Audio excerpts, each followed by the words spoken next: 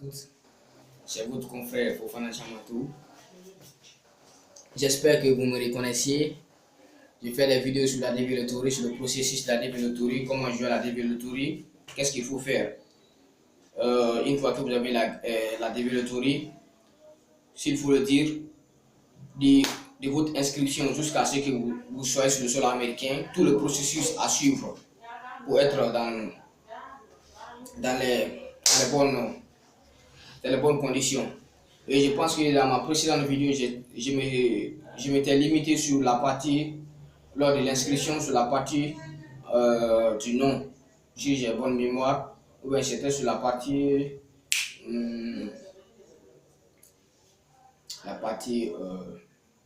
oui, au niveau déjà, si vous êtes masculin, vous êtes féminin, quoi, vous êtes fille ou garçon. Et quand vous remplissez cette partie, on vous demande votre âge. Il faut savoir que dans le système anglophone, l'âge ou la date de naissance commence toujours par l'année, le jour et le mois. Donc, si vous êtes né en 1987 et que dans votre extrait de naissance est écrit 1987, donc vous écrivez cette date de naissance. Et puis en chiffres. Et vous écrivez le jour en chiffres, le mois aussi en chiffres. Donc c'est un peu ça. Après, c'est là où vous demandez la ville dans laquelle vous êtes né. Donc, si on demande la ville dans laquelle vous êtes né, vous écrivez le nom de la ville dans laquelle vous êtes né. Donc, ne faites pas d'erreur. Il faut savoir que le processus de la développerie, quand vous commencez le processus, il faut être toujours véridique. Dites toujours la vérité. Parce que quand vous ne dites pas la vérité, lors de votre interview, ils vont se servir des questionnaires sur vous-même pour vous poser ces mêmes questions, pour pouvoir savoir qu'est-ce que réellement ce que vous avez dit là, vous avez les preuves qui le prouvent. Donc, si vous avez menti, ça va vous décaler, vous n'aurez pas votre visa et vous allez dépenser pour ne rien. Voyons, donc on ne le souhaite à personne. Donc, c'est un peu ça. Donc, on demande la ville dans laquelle vous êtes né. Si vous êtes né dans une ville de votre pays, par exemple, je suis guinéen, je suis né à Cancan, j'ai écrit Cancan. Et dans mon extrait de naissance, c'est écrit Cancan, j'ai écrit Cancan. Là, c'est conforme. Ce que j'ai dit, j'ai les preuves qui le prouvent. Donc, après cela, on va vous demander votre pays de nationalité, ou le pays dans lequel vous êtes né. Mais vous pouviez naître dans un pays et vous n'avez pas la nationalité de ce pays. Donc, vos pays de nationalité en général. Donc, vous êtes guinéen, vous avez la nationalité guinéenne, vous écrivez guinéen. Vous êtes ivoirien, vous avez la nationalité ivoirienne, vous écrivez ivoirien. Donc, c'est un peu ça. Après cela, ils vont vous demander le passeport. Le passeport est exigé dans le processus de la développerie. Pourquoi? Parce qu'ils ont besoin de quelques questionnaires qui ont les réponses dans votre passeport. Ils vont vous demander le numéro de votre passeport, 1. Et il faut savoir qu'il y a les passeports ordinaires, il y a le passeport diplomatique. Les passeports diplomatiques en particulier, c'est les hommes d'État, les ministres, les présidents, les gouverneurs qui ont ces passeports. Mais les passeports ordinaires, c'est comme nous les citoyens lambda, quoi. Donc c'est nous qui avons les passeports ordinaires. Donc sur chaque passeport, le numéro du passeport est écrit. Ils vont demander le numéro du passeport. Ils vont demander votre nom, le nom qui est écrit sur le passeport, quoi. Votre nom qui est sur le passeport, ils vont demander ce nom. Il faut savoir que le nom que vous avez donné lors de la première question, au niveau du premier tableau, ce nom doit être conforme au nom qui est écrit dans le passeport. Il ne doit pas avoir de différence. Si c'est Moussa Kondé, c'est le même Moussa Kondé qui doit être écrit dans le passeport. Et c'est pour cela, vous pouviez vous servir de votre passeport pour remplir pour vous inscrire à la développerie. Donc, vous pouviez vous servir de votre passeport. Ça, c'est un. Ils vont demander le numéro du passeport, je l'ai dit. Après, ils vont demander la date d'expiration de votre passeport. Parce qu'on sait que dans la plupart des pays de l'Afrique de l'Ouest, les passeports ont une validité de 5 ans. Donc, on va demander la date d'expiration de votre passeport. Donc, la date d'expiration de votre passeport, il y a le jour, le mois et l'année. Donc, vous écrivez tout ça en chiffres. Le mois, si c'est le mois de mars, n'écrivez pas mars. Le mois de mars correspond au 3e mois, si j'ai bonne mémoire, parce que j'en ai janvier qui est le premier mois, février, mars. Mars c'est le 3e mois, donc vous écrivez 3. Donc c'est un peu ça. C'est pour cela qu'on demande le passeport, parce qu'ils ont besoin des renseignements se trouvant dans le passeport. Après, ils vont vous demander le pays qui vous a livré le passeport. Normalement, le pays qui vous a livré le passeport doit être votre pays de nationalité. Parce que vous ne pouvez pas être guinéen, avoir un passeport sénégalais. Ça ne se fait pas. Vous êtes guinéen, normalement, vous devez avoir un passeport guinéen. Vous êtes ivoirien, normalement, vous devez avoir un passeport ivoirien. Là, c'est indiscutable. On ne discute pas sur cela. Donc, on vous demande le pays qui vous a délivré votre passeport. Vous avez dit que vous êtes guinéen. Dans la ligne des questions là-bas, vous écrivez Guinée. Parce que vous avez un passeport guinéen et vous êtes guinéen. Et après, c'est là on va vous demander, il y a la photo. Parce qu'il faut savoir que la débiloterie, tout ce que vous écrivez, ce sont des renseignements, mais qui sont oraux. Donc, on a besoin de votre photo. Parce que ce sont ces photos qu'on met dans la machine et la machine parvient à sélectionner. Et les photos doivent respecter des normes. Des normes, ou bien des principes, ou bien des règles. Ça doit être une photo carrée.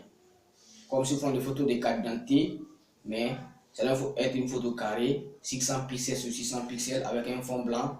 Et lorsque vous prenez la photo, vous ne devez pas avoir les lunettes dans les yeux ou bien avoir des cheveux touffus, des cheveux avec des modes bizarres. Donc, soyez bien coiffés, prenez votre photo très bien et en prenant la photo, regardez très bien la caméra et que vos deux oreilles sortent dans la photo et que la photo respecte les dimensions. Mais pour plus de précision, je vous invite, je vais vous donner quelques sites. Je vais vous donner un site qui peut vous permettre à bien réglementer les dimensions de la photo. Vous partez sur Play Store, pour ceux qui ont un téléphone Android, vous téléchargez l'application DV Photo Tool. DV Photo Tool, c'est une application qui respecte les dimensions requises pour la photo de la développerie. Une fois que vous partez dans un studio, dans un cyber, des photos où on prend les photos, la plupart des cyber, il y a des endroits où on prend les photos, dans les studios. Donc vous demandez au photographe de vous faire une photo de DV. Mais si le photographe n'a pas l'habitude de prendre les photos pour les gens qui jouent à la DV, vous le dites seulement de prendre une photo, photo sous forme de carte d'identité, la tête et puis l'épaule, et la partie là qui sort, là où j'ai mis ma main, la partie là, et que le fond soit en blanc et que les deux oreilles puissent sortir et aussi les yeux puissent être fixés sur la caméra. Donc c'est un peu ça. Pour le dire ça, quand il prend la photo, il vous transfère la photo dans votre téléphone, vous utilisez l'application DV Photo Tool pour réglementer, respecter les normes de la photo et l'application elle-même, elle vous montre comment réglementer la photo et vous la réglementez, vous l'enregistrez lors de l'inscription maintenant. Lorsqu'on vous demande la photo, quand vous rentrez là où on dit télécharger la photo, ça vous ramène directement dans votre galerie dans le téléphone, vous téléchargez la photo et que la photo s'affiche sur la fiche d'inscription. Et après la photo, ils vont vous demander, ils vont vous demander dans la 8e partie, est-ce que le pays dans lequel vous jouez c'est un pays éligible? Parce qu'il y a des pays qui ne sont pas éligibles à la développerie. Donc dans ma première vidéo j'ai expliqué cela. Il y a certains pays qui n'ont pas accès à la développerie. Donc si votre pays est éligible, vous mettez oui. Si votre pays n'est pas éligible, vous mettez non. Mais il faut savoir que si votre pays n'est pas éligible, donc vous ne pouvez pas jouer à la développerie. Forcément, vous qui jouez à la développerie, vous devez avoir un pays qui est éligible. Donc c'est un peu ça. Donc vous devez avoir un pays qui est éligible. Donc c'est un peu ça. Et ils vont nous demander, il y a une partie au niveau de la question 9, 8.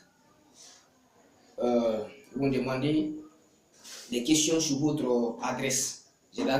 Votre adresse, ça veut dire le lieu où vous habitiez, ou bien le numéro de la ville, ou bien de la rue dans laquelle vous habitiez. Donc, mais la partie là, bon, il faut que moi je puisse me connecter sur l'ordinateur de mon frère pour pouvoir vous expliquer cette partie avec les exemples à l'appui, quoi. Vous comprenez, non? Donc, il y a des parties qui sont optionnelles, ce n'est pas obligatoire de rappeler ces parties. Au niveau de l'adresse ligne, adresse ligne A, ce n'est pas obligatoire. Adresse ligne B, là-bas, on vous demande votre code postal et là, je vais mieux expliquer la partie. Après aussi, on va vous demander si vous êtes célibataire, si vous êtes votre niveau d'études. Et vous savez, pour jouer à la développerie, il y a deux principes qui sont requis. Il faut avoir un diplôme bac ou bien avoir un diplôme délivré par un institut supérieur ou un institut de formation professionnelle et que vous avez 2 ans d'expérience requise dans le domaine que vous avez appris dans cet institut de formation professionnelle. Donc vous avez 2 ans de formation et 2 ans d'expérience requise dans cette discipline, ou bien vous avez le niveau bac. C'est les deux principes, les deux règles pour avoir la développerie.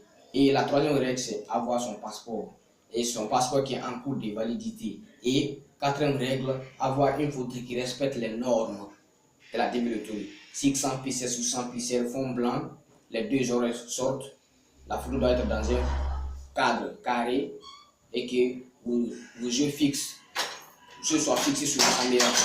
Ça, c'est les 4 règles, les principaux, les 4 règles pour être un bon divise, quoi. Donc, c'est un peu ça. Excusez-moi. Donc, je m'excuse du dérangement pour cette petite coupure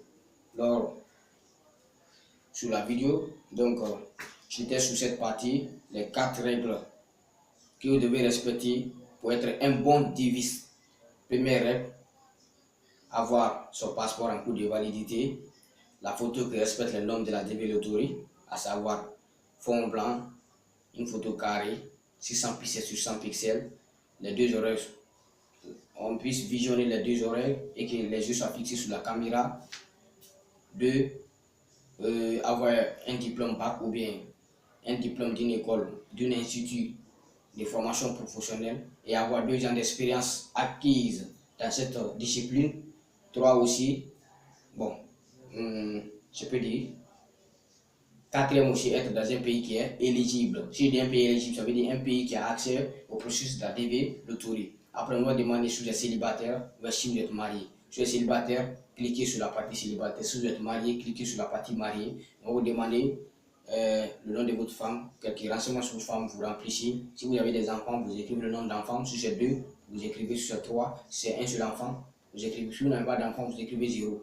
Après, vous soumettez. Lorsque vous soumettez, on va vous faire sortir les parties que vous avez remplies pour pouvoir vous permettre de vérifier est-ce que vous n'avez pas fait d'erreur. Et lorsque vous regardez, vous vérifiez que vous n'avez pas fait d'erreur, vous soumettez encore pour la deuxième fois. Et là maintenant, les informations vont partir au niveau du KCC dans l'état de Kentucky. Donc après, nous avons directement l'instant, quelques minutes qui suivent l'inscription, vous amène directement votre numéro de confirmation plus votre nom et c'est écrit que vous êtes inscrit à la développerie avec succès. Donc, une fois que vous êtes inscrit, vous avez votre numéro de confirmation, attendez le mois de mai.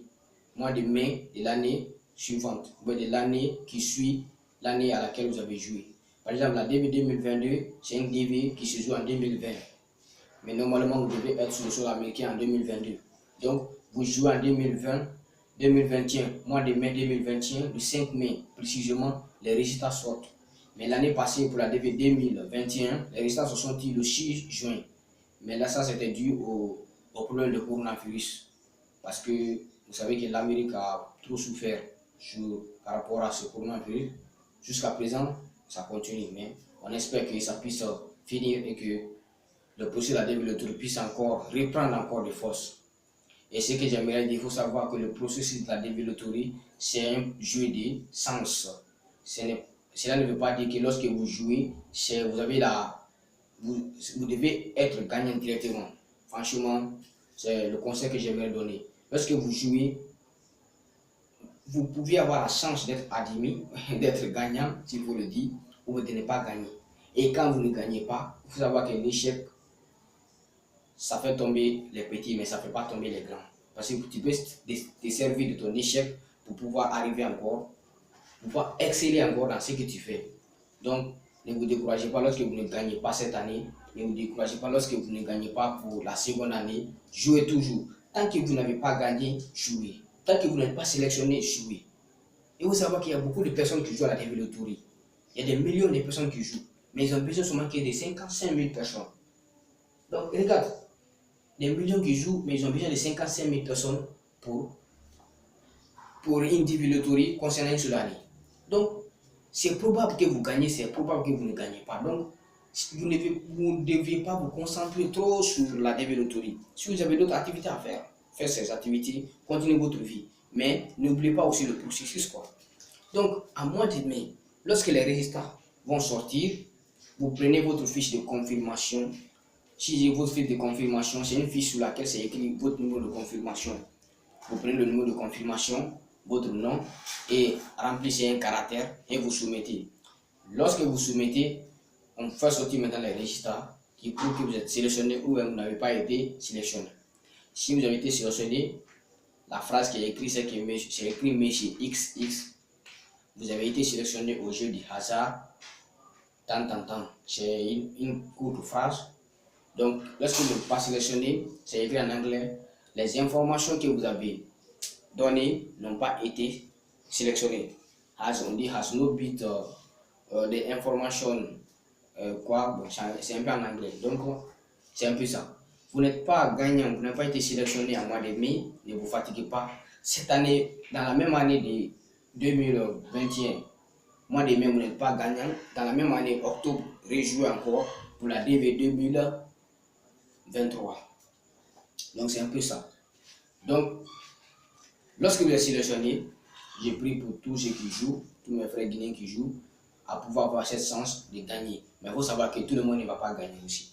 Donc, et ce que j'aimerais dire, aucun pays dans le monde ne va avoir plus de 8% des gagnants dans la TV Loterie. Tous les pays qui participent, chaque pays doit avoir au moins 7% des gagnants. Maximum c'est 7%. Minimum maintenant, il faut savoir calculer. Donc, il y a d'autres pays qui ont des milliers de gagnants, il y a d'autres pays qui ont des centaines de gagnants. Par exemple, la DV 2021, il y a 277 gagnants au niveau de la Guinée. Donc, regardez. Et pourtant, ils peuvent avoir 300, 500, 600 joueurs qui ont joué en Guinée, mais il y a eu 277. Tandis qu'il y a dans d'autres pays, il y a eu 4000 gagnants, 5000 gagnants, même sur le Libéria, le pays qui est à côté de nous. Mais il faut savoir que ce sont des pays qui ont beaucoup de relations, mais ce sont des pays qui ont des choses en commun avec les États-Unis. Donc, on ne peut pas les en vouloir. Donc, c'est un peu ça. Mais que cela ne nous décourage pas, parce qu'on ne sait pas d'où va sortir la chance, quoi. Donc, c'est un peu ça. Vous êtes sélectionné et vous avez soumis votre numéro de confirmation. Vous avez été sélectionné, vous avez votre lettre de sélection. Il y a le nom d'un site qui est écrit en bas de la lettre de sélection sur la fiche là. Vous rentrez dans ce site. Toutes les personnes qui ont été sélectionnées. Il faut savoir que lorsque vous jouez, les résultats sortent. Toutes les personnes qui ont été sélectionnées, on présélectionne d'abord 110 000 personnes. Je le dis et je le répète, on sélectionne d'abord 110 000 personnes. C'est dans les 110 000 personnes, ils auront besoin seulement de 55 000 personnes qui vont réellement avoir leur vrai visa pour les États-Unis. Donc, ils vont vraiment avoir leur green card. Et ce n'est pas probable aussi que dans les 55 000 là, toutes ces personnes-là puissent suivre le processus jusqu'à la fin. Donc, même si vous êtes dans les 70 000 personnes, parmi les 110 000 personnes, ne vous découragez pas. Donc, c'est un peu ça. Donc, vous rentrez, il y a les différents continents. Donc, si vous êtes européen, vous rentrez dans le continent européen, il y a différentes régions. Mais nous, on est africains, donc ça concerne, je parle concernant les Africains qui jouent. Mais pour ceux aussi qui vont voir la vidéo qui sont d'autres continents, considérez que je parle de façon, je prends l'exemple quoi, sur l'Afrique. Vous allez voir Afrique, vous cliquez sur Afrique. Après, on fait sortir les différentes régions. Si vous êtes de l'Afrique de l'Ouest, vous cliquez sur l'Afrique de l'Ouest, on fait sur les différents pays. Vous êtes de Guinée, vous cliquez sur la Guinée. Vous allez voir le nom de toutes les personnes qui ont été sélectionnées pour la DV 2022 en Guinée. Donc, et c'est quand vous rentrez dans cette partie, ils vont vous faire parvenir votre case number. Votre case number, c'est le numéro qui vous permet d'être, s'il faut le dire, c'est le numéro qui vous permet de voyager. Si je dis le numéro qui vous permet de voyager, c'est que il y a une case, hein? Donc la case number plutôt. Lorsque votre case number est élevée, il faut savoir que vos chances sont limitées. Lorsque votre case number, elle n'est pas trop élevée, elle est dans les 2000, 5000, 4000, c'est que dans votre, si c'est écrit sur votre case number, 3000, tant, c'est que parmi les 110 000 présélectionnés, vous avez été la 3 millième personne à être sélectionnée. Donc, voyez, vous avez la chance d'avoir votre visa. J'ai dit bien, vous avez la chance parce que vous pouviez être, votre case number peut être dans les 3000 et que vous ne parvenez pas à suivre le processus jusqu'à en finir. Donc, vous voyez, non? Donc, même si votre case number est dans les 100 000 et 110 000, ne vous découragez pas. Parce que même si ceux qui ont les cases number 3000, 2000 ou 200, ce n'est pas forcément dit que ces personnes pourront suivre le processus jusqu'à la fin. Vous voyez, non? Donc, c'est un peu ça. Donc, ne vous découragez pas. Et il ne faut pas prendre aussi du premier jusqu'aux 55 000 personnes et on dit les autres 55 000 là. Parce que 55 000 plus 55 000, ça fait 110 000. Donc, la moitié là, on dit vous ne faites pas partie. Tous les 110 000 là, vous allez tous commencer à remplir vos DS 260.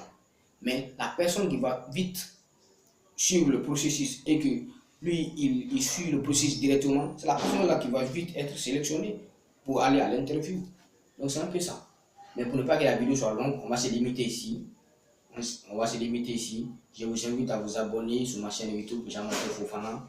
Je vous invite à liker la vidéo, regarder la vidéo. Si vous avez des questions, des commentaires, des suggestions, des critiques, mettez-les dans les commentaires. Ce n'est pas mal, aucune œuvre humaine n'est parfaite. Mais je pense que avec cette allure-là, je me fais comprendre. Et que si vous avez aussi des petites questions sur des parties que vous n'avez pas compris, posez-les dans les commentaires. Je vais faire mon mieux pour pouvoir vous éclaircir sur ces parties. Et j'aimerais dire aussi, ne vous concentrez pas trop sur la développerie. Si vous jouez la développerie, remettez votre sort à la main de Dieu. C'est une question de chance. Ce n'est pas quand tu joues, forcément tu dois gagner. C'est comme quand tu joues au Guinea Games. Ben, tu joues au loto, auto-loto, par exemple. C'est pas pour voir que tu gagnes. C'est pas pour voir aussi que tu perds. Donc c'est un peu ça. Donc je vous remercie. C'était un peu ça quoi.